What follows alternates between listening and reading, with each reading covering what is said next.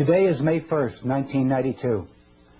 The subject of this video message is the UNCED Earth Summit, the meeting which is to begin on June 1st, 1992 in Rio de Janeiro. The acronym UNCED stands for the United Nations Committee for Environment and Development. It is pronounced UNCED, and perhaps indicating the secret agenda of this meeting. This is the logo of the Earth Summit. This is not a dove in their Earth Summit logo. It is a hand, and the hand is holding the world with the slogan, "In our hands," alongside of it. In whose hands? Who is the we in this motto? The hands of the world order. These elitists convened this UNCED meeting in the first place, and for a bad purpose. This video will show strong evidence that the persons running the UNCED Earth Summit are actually setting a net to place the power over the Earth and its peoples into their hands. Brave, bold deeds by the citizenry are needed quickly. Once a government signs their treaties, their citizens are, de jure, in the hands of the world order. There's that motto again, in our hands. Whose hands? The same world order families that planned World War I and World War II, that tricked the third world countries to borrow funds and rack up enormous debts.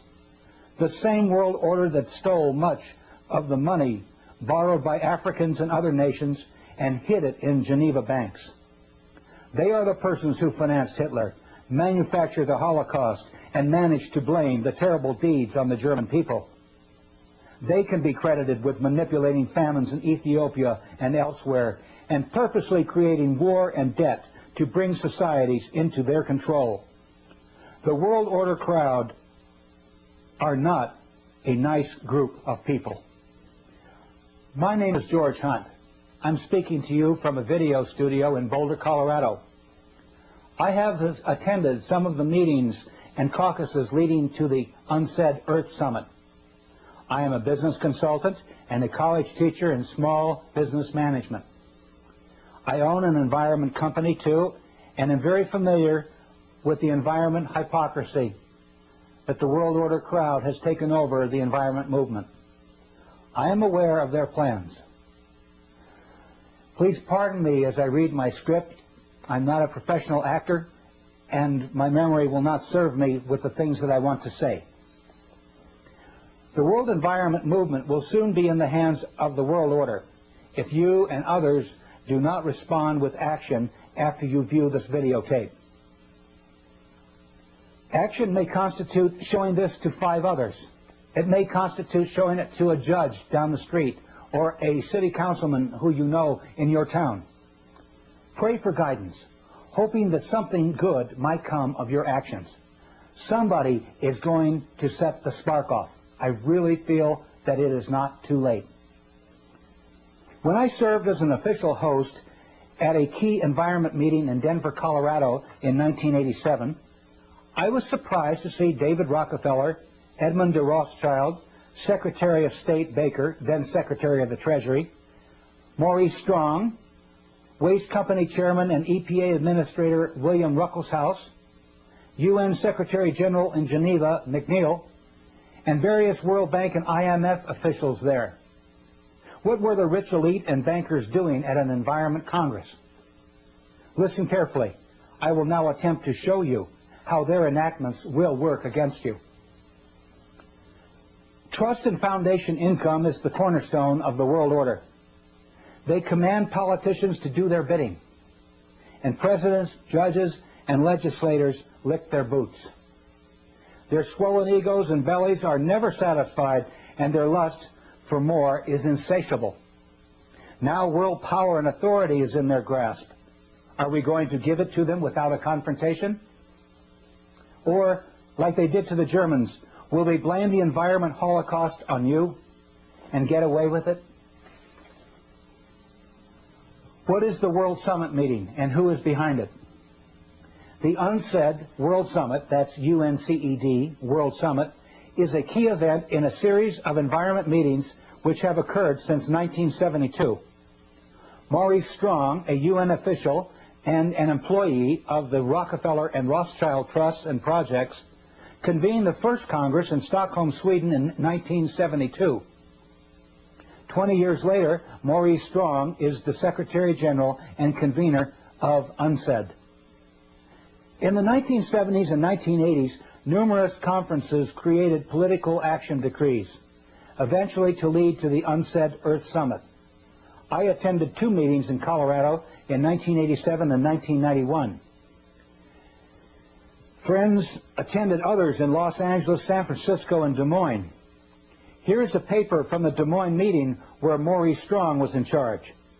Representative Gephardt's telephone number appears on the meeting documents.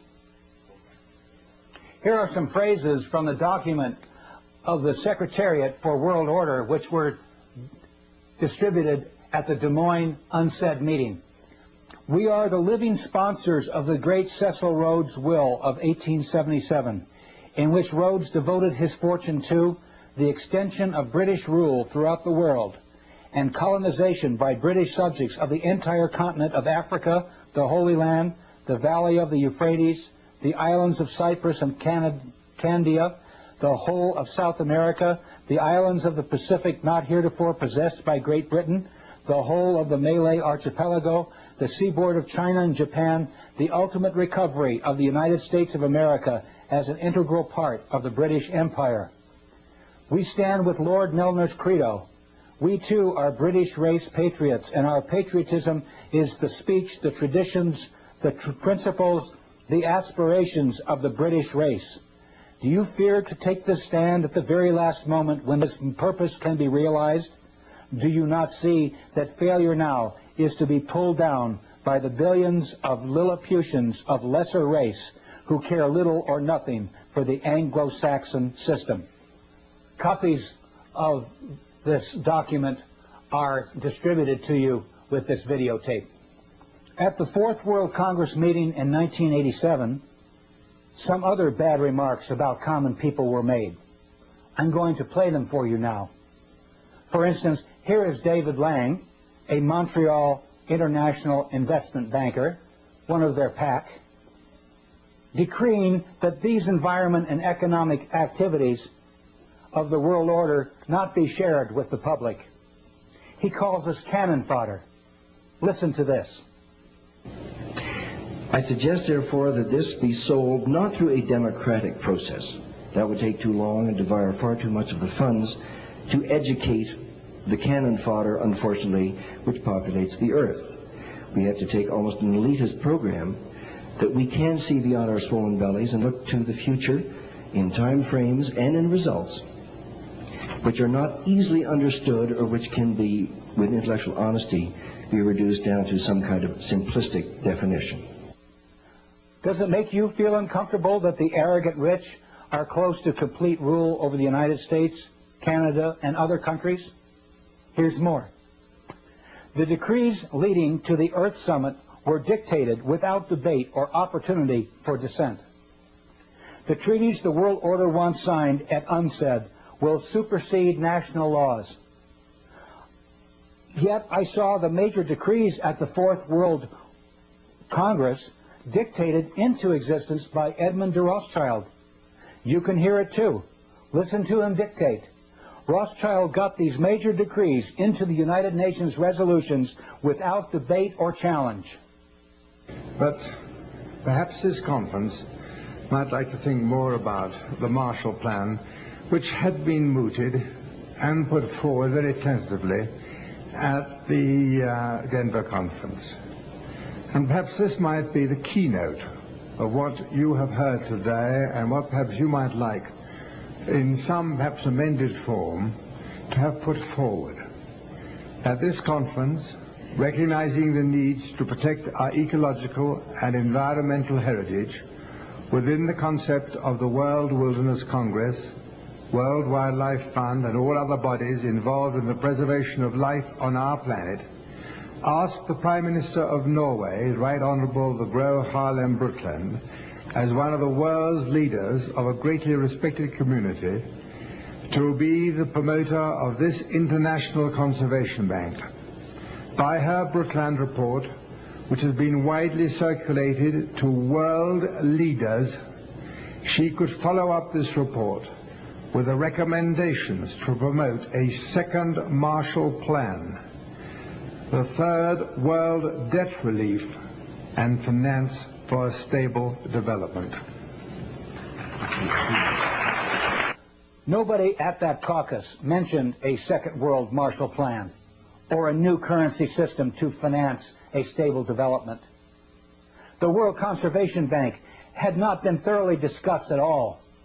I was denied the opportunity to openly challenge Rothschild's remarks at the caucus by the World Conservation Bank president and meeting chairman, I. Michael Sweetman. In world politics, the names of First World, Second World, Third World, and Fourth World are used to describe blocks of political entities. The First World is the capitalist countries of Europe and North America. They are industrial and are, therefore, the world's biggest polluters.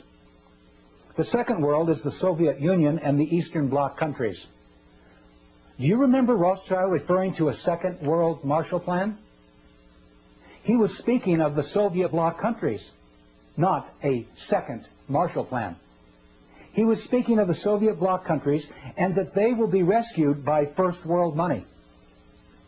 Europe was granted huge sums of money by the Marshall Plan in 1949, and the Second World will receive billions of North American money in this repeat performance.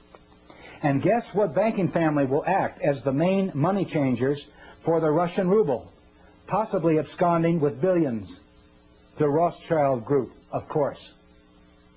Rothschild made these remarks back in 1987, 2 years before the Berlin Wall was torn down. He was bragging to us that he knew the Soviet regime would collapse. Here are some April 1992 news articles about the progress of Rothschild's Second World Marshall Plan.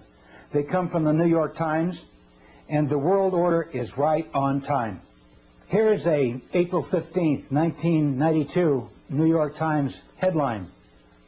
$44 billion needed to aid ex-Soviets in 1992, IMF says. It's needed for a shift to the free market. Most of the help would finance imports of food and spare parts for 15 republics. My response to that is, sure.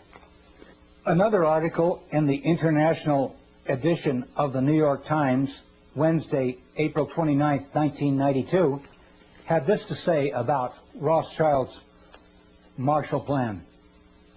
Although there has been much talk about building a new political order in the post-Cold War world, the events here in the last few days make clear that a new economic order is also rapidly emerging. Washington cannot bankroll a Marshall Plan for the former Soviet republics because the task is so enormous and because the American economy is debt-ridden and no longer so dominant. That is why Washington has asked the IMF to run the rescue operations, which are expected to cost $44 billion this year. Well, Rothschild really called it, didn't he? Soon after these remarks were made, the Rothschilds reopened the Rothschild Bank in Frankfurt, Germany, after 50 years of closure. They are now conveniently available to stabilize the Russian ruble with money from the West. Question: do we really want to send North American money abroad so the Rothschilds can make multi-billion-dollar windfalls on the currency trades? Let's talk about the Third World now. The Third World are those countries who have emerged since World War II. Young and easily fooled, the World Bank under Robert S. McNamara played bad tricks on them, spiriting billions of loan dollars back to Swiss bank accounts through fictitious African addresses. They now owe $1.5 trillion to the world banking system with nothing to show for it except poverty and cruel loan collections. Maurice Strong has suggested an ominous scenario at the UNCED meeting, which could break out if his words are to be believed. He says in this article in West Magazine that a fight may erupt between the first world polluters and the third world poor. Here is how he describes it. Each year, he explains as background to the telling of his novel's plot, the World Economic Forum convenes in Davos, Switzerland.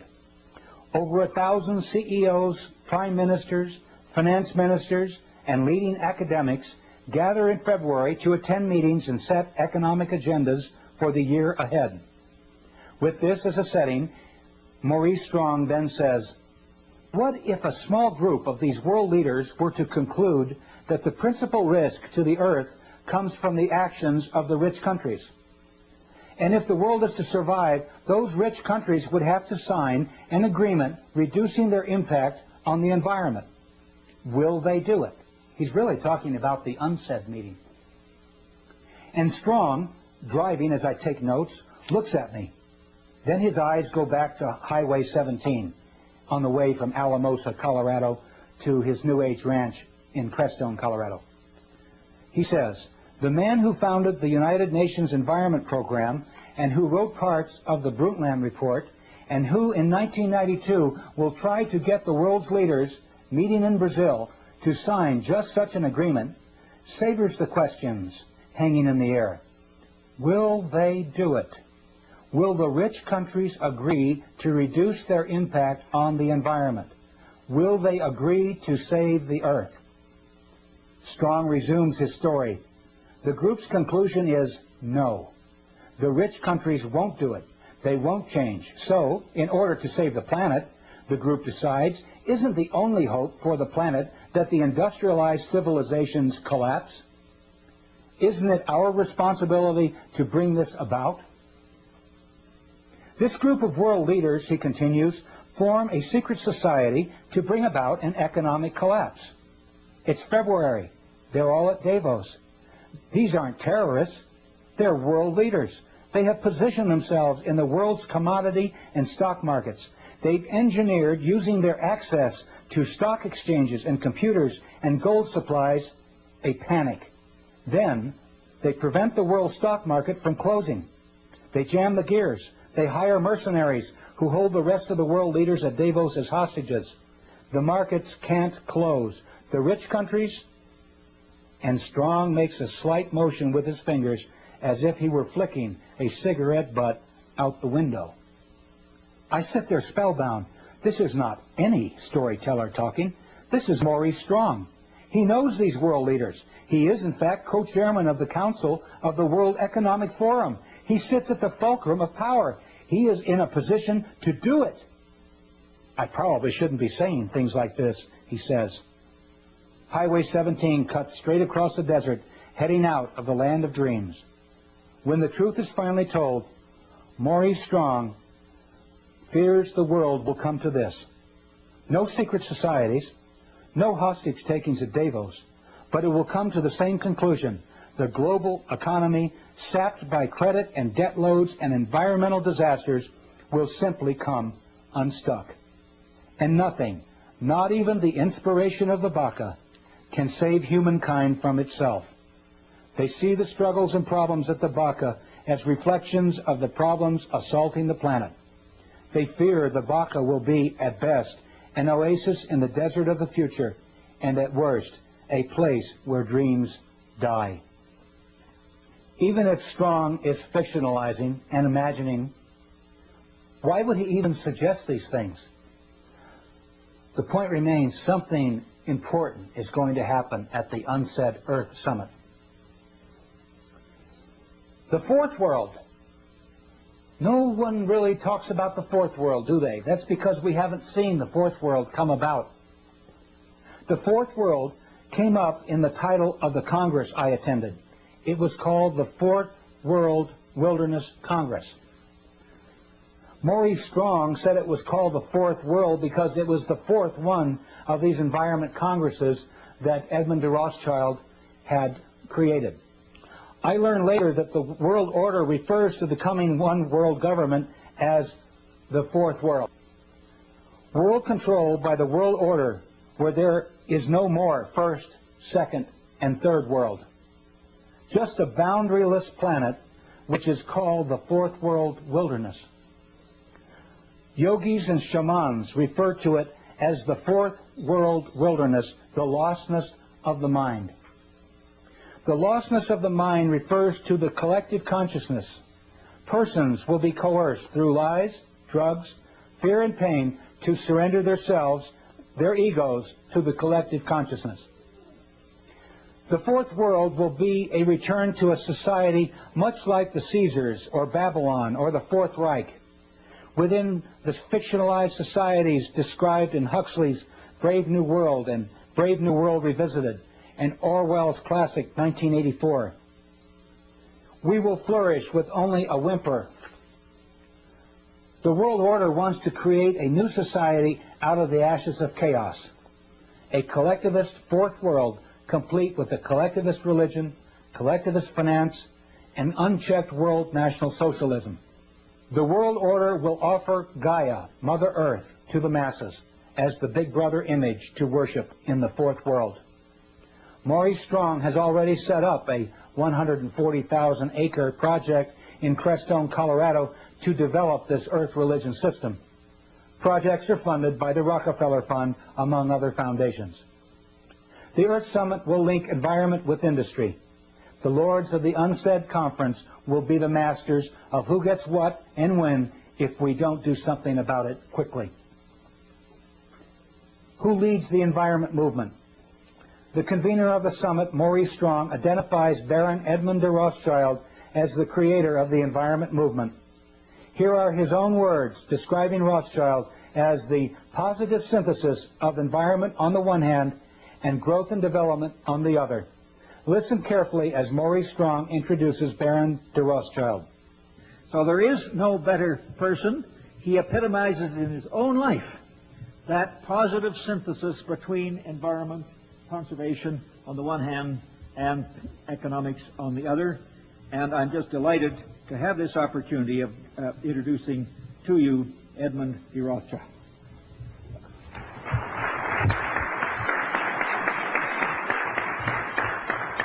Maurice, thank you very much indeed for all that you've said, and I would ask the audience to take with a slight grain of salt all that he has said about me. Rothschild is the positive synthesis of environment on the one hand, that's the thesis, and growth and development on the other, that's the antithesis. He very clearly admits that the Rothschild combination, including the Rockefellers and most world capitalists, aim to control the environment and development movement as the synthesis. Power will converge into their hands through the Rio Conference. The synthesis, the head of the power, merges into the House of Rothschild. Another speaker at the Fourth World Conference was David Rockefeller, world energy capitalist and banker. He was named Mr. Growth and Development at the meeting. His counterpart, William Ruckelshaus, organizer of the EPA and creator of its laws under Presidents Ford and Reagan, was dubbed Mr. Environment. Here is a picture of the chuckling antagonists at the meeting. Mr. Environment Ruckelshaus is the CEO and chairman of the board for BFI, Browning Ferris Industries, one of the largest private environment companies in the world. The hypocrisy is that Ruckelshaus, as EPA chief, made the very laws by which his waste company, BFI, is becoming rich. Hypocrisy number two is that Ruckelshaus and Maurice Strong were key investors in American Water Development, a company which tried to circumvent Colorado water laws and gain control of one of the largest underground reservoirs of water in the world. Here's an excerpt from a video interview where I explain what they did. And I did a survey of the people down in the San Luis Valley, and I sent letters out to these farmers last December, and I said, what will happen if Maurice Strong and William Ruckelshaus and others pull water, 200,000 acre-feet of water out of the San Luis Valley without one hesitation? It was unanimous that their land will turn into a wasteland. It'll turn into a desert. So here we have people at an Environment Congress that are then waltzing 200 miles south of Estes Park down in the San Luis Valley of Colorado that want to suck the aquifers dry and turn it into a desert. The hypocrisy is so deep. They failed in their attempt because the people learned what they were doing and defeated them. Here is a newspaper article that shows their defeat. I hope we can do it again around the UNCED meeting. Let's hear a little more from Maurice Strong and Edmund de Rothschild and lock in on what kind of people are running the UNCED summit meeting. Here's the part where Rothschild says that projects launched to save the environment will be inoperative. He says it quickly, but he says inoperative. That is, they will not work. And listen to Rothschild snidely suggest that we build dry ice machines and ship up the dry ice to the North and South Poles to keep them from melting. Perhaps it could be possible to utilize CO2, carbon dioxide, one of its main causes, to manufacture dry ice, to maintain the polar caps and the actual temperature of the ice there, and maintain their present temperature. Innovative and modern technology, world waste material, collected and perhaps burnt in volcanic areas or buried so deep in the earth, in the wilderness desert areas of the mid-Sahara where nobody goes, or in the empty quarter in Arabia or the Gobi Desert. But all these ideas and visions, some far-fetched, and above all, the continuation of this Congress needs money. I will play the full speech after this video, and you will hear him say that the world order has these problems. It's indigenous people and it's wildlife. People and wild animals are problems? What kind of madness are these world order Caesars afflicted with? I hope I have given you enough information to expose the designs of the world order crowd. They hope to run the lives of people for generations to come. They are the same crowd who created a Hitler, arranged the assassination of Lincoln and Kennedy, and have indicated elsewhere that they want to drastically reduce the population of the world to make environment and development more sustainable. Please quickly carry the truth to others. This video has photocopy exhibits accompanying it too, and you can make unaltered copies of this videotape as much as you please. Large quantities can be ordered at $8 a piece, including photocopied materials, plus postage, until July 4th, 1992. Send your orders and checks to this address. If you want to talk, I will call you collect. So send me your phone number. The light of freedom is going out throughout the world. You know who the culprits are now. It may not be too late to educate key people who can stop them. And you, watching this videotape, are one of the sparks that may ignite the countryside into flames of indignation against these people. Perhaps society still has some leaders that won't let us down. Goodbye and God bless you. So let's get the proceedings running now, and we will see how we go. Thank you. Mr. Maurice Strong, whom most of you already know. Thank you very much, and you've already heard perhaps too much from me, so I think we're reaching the point at which we want to involve you, all of you, in the next step of this conference, which is really to come to grips with some of the principal action-oriented issues. And one of the most important initiatives that is open here for your consideration is that of the Conservation Banking Program. As we mentioned this morning, we have as our chairman, fortunately, the person who really is the source of this very significant concept. He is one of the trustees of the International Wilderness Foundation, which sponsored this meeting. He was at the first of these congresses. So his conversion to the relationship between conservation and economic development has been a pioneering one. His work on mini dams. I used to be in the hydroelectric power part of the energy business myself. Many of the energy developments that we've seen have come from his early anticipation of our energy needs and his early work in supporting pioneering initiatives to deal with these needs. So there is no better person. He epitomizes in his own life that positive synthesis between environment, conservation on the one hand, and economics on the other. And I'm just delighted to have this opportunity of introducing to you Edmund de Rothschild.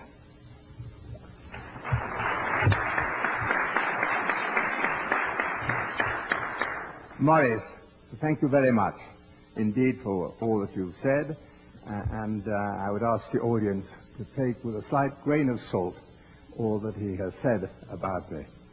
And I want to start there a little bit of my talk to you on a somewhat different vein.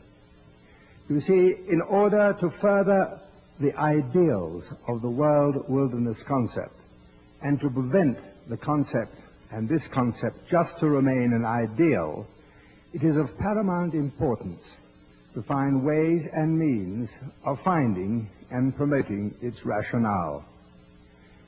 There are these ways and means of putting this concept into effect and overcoming or minimizing some of the problems set out by the speakers in this Congress, such as pollution, prevention of acid rain, waste disposal. There are alternative methods and harmless alternative methods for energy, and they're available. Alternative uses of water resources not involving vast inundations of land or displacing humans and its indigent wildlife, harnessing wave energy, solar energy, wind power, just to mention a few.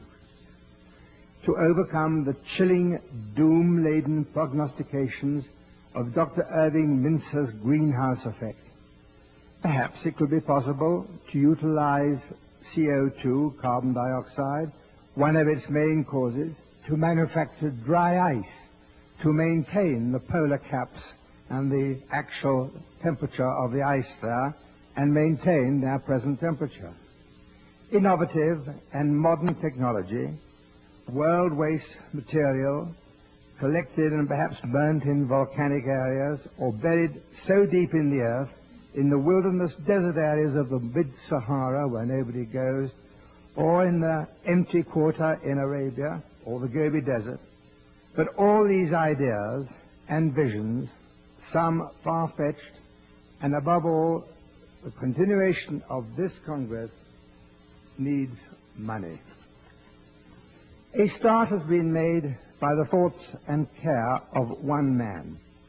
Michael Sweetman.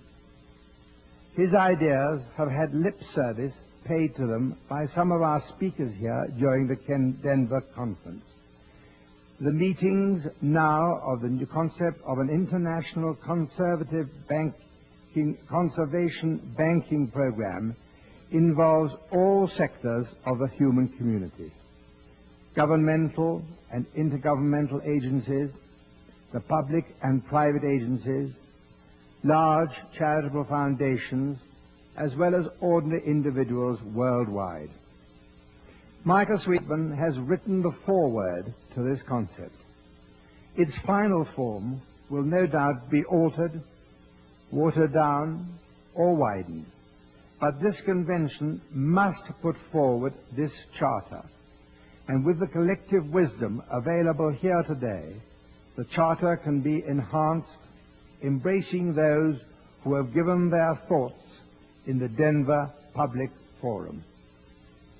By thinking forward as to how to reach out to the public at large, to every corporate entity throughout the world, to put aside, hopefully tax-free, a part of their profits to fund our ecological and environmental protection. Ladies and gentlemen, every country has its own problems, its indigenous peoples and its wildlife. This International Conservation Bank must know no frontiers, no boundaries. Its funds must be used constructively and not to be challenged into greedy hands or weapons of destruction. I hesitate to link this bank with world wilderness, but I would like to link it with our survival as a human race. This, our generation, must not be cursed by our descendants, if we have any, as to the greatest destructors and squanderers of the world's resources. That great philosopher and cleric, Teilhard de Chardin, wrote, and I quote, "Man can harness the winds, the waves, and the tides, but when he can harness the energy of love, then for the second time in the history of the world, man will have discovered fire." Michael Sweetman. Michael Sweetman, your love for the world wilderness concept has given you the necessary fire in your belly to produce the germ of the future needs of this concept. And I have great pleasure in asking you to put it forward.